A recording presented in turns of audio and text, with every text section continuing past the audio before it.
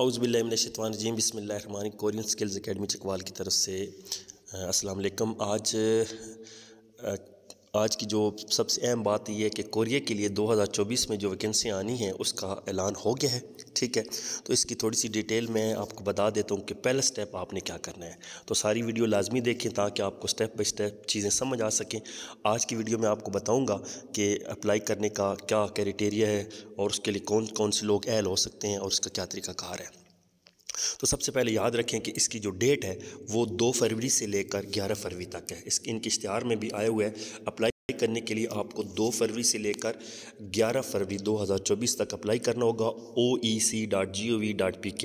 میں مزید آپ کو سمجھا بھی دوں گا کہ کون سی ویب سائٹ پہ جا کر آپ اپلائی کر سکتے ہیں اور اپلائی کرنے کا جو طریقہ کار ہے وہ کیا ہے، ٹھیک ہے۔ تو اس کے لیے مرد حضرات یا خواتین حضرات جو بھی ہیں وہ اپلائی کر سکتے ہیں۔ سب سے پہلے آپ نے اپنی ایج چیک کر لینی۔ ایج آپ کی 18 سے 39 سال کے درمیان ہونی چاہیے۔ 18 سے 39 سال کے درمیان مطلب اگر آپ کی ڈیٹ آف برتھ، آپ کی پیدائش 15 فروری 1984 سے لے کر 15 فروری 2084 سے لے کر 14 جون 2006 تک، اس درمیان میں ذہن میں رکھیں 15 فروری 1984 سے لے کر 14 جون 2006 تک ہے تو آپ اپلائی کر سکتے ہیں۔ اگر آپ کی 14 فروری کو ہے یا اگر آپ کی 13 فروری سے پہلے 15 فروری سے پہلے 1984 سے، تو پھر آپ اپلائی نہیں کر سکتے، ٹھیک ہے۔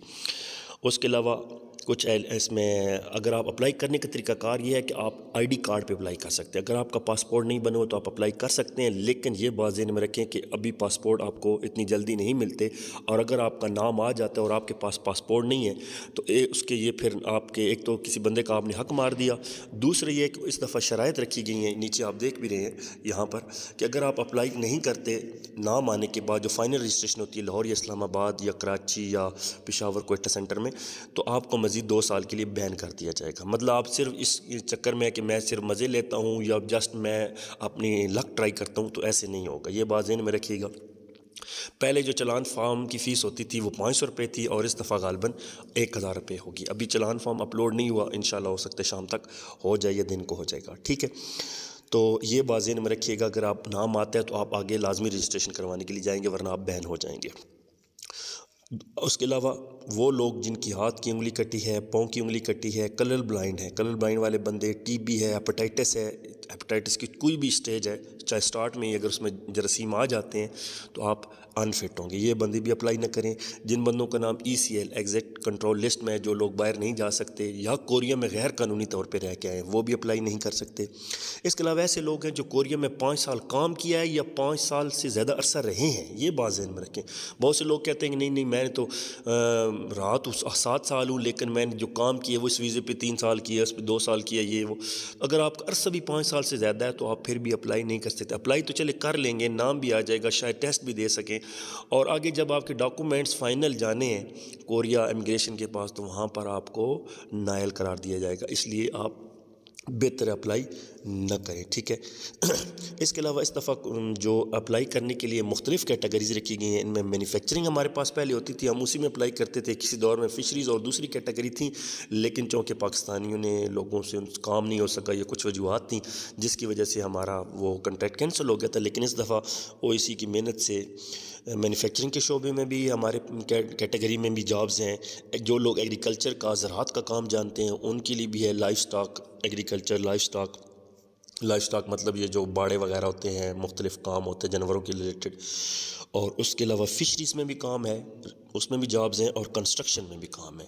تو یہ بہت ہی اچھا سٹیپ ہے کہ مختلف کیٹیگریز میں ہمارے پاس دفعہ جابز آئی ہیں، ٹھیک ہے۔ تو جو لوگ جس شعبے کا کام جانتے ہیں کائنڈلی خدا را اسی شعبے میں اپلائی کریں۔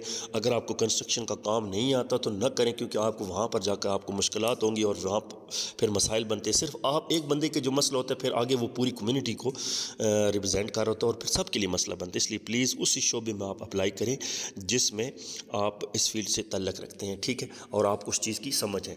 تو یہ بیسک کچھ معلومات تھیں کہ اگر آپ اپلائی کرنا چاہتے ہیں کوریا کے لیے 2 فروری سے لے کر 11 فروری تک آپ اپلائی کر سکتے ہیں۔ آگے اس کا چلان فارم کیسے فل کرنا ہے، OEC کی ویب سائٹ پہ جا کے آن لائن رجسٹریشن کیسے کرنی ہے، تو اس کا ابھی تک لنک نہیں آ رہا، انشاءاللہ آ جائے گا۔ میں مزید آپ کو OEC کے بتا دیتا ہوں کہ کیسے آپ نے گوگل پہ جا کے اس کو سرچ کرنا ہے، اور ساری ڈیٹیل آپ کو اس اشتہار میں مزید بھی مل جائے گی۔